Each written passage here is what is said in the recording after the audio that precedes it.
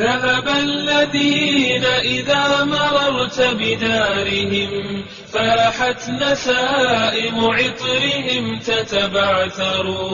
قوم على حب الإله ترعرع. من صام رمضان إيمانا واحتسابا غفر الله له ما تقدم من ذنبه.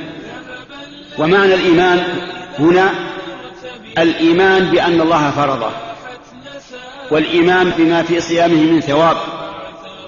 ومعنى الاحتساب أن الإنسان يحتسب على الله أجره في صيامه لهذا الشهر.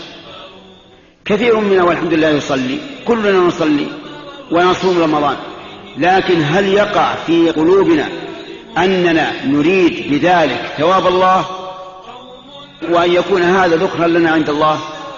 أكثر الناس في غفلة عن هذا. أكثر الناس إنما يريدون أن يؤدوا الفريضة ولا يخطر ببالهم ثوابها، وهذا أعني كون الثواب يخطر ببال المتعبد أمر مهم.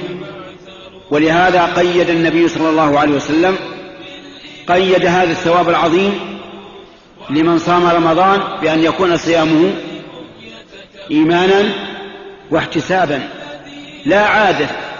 سلف عظيم في المحامد ورثوا طه الكريم وبالعبادة أخبروا. رباه فاجمعنا بهم في جنة وأنر بذكراهم طريقا يعبر.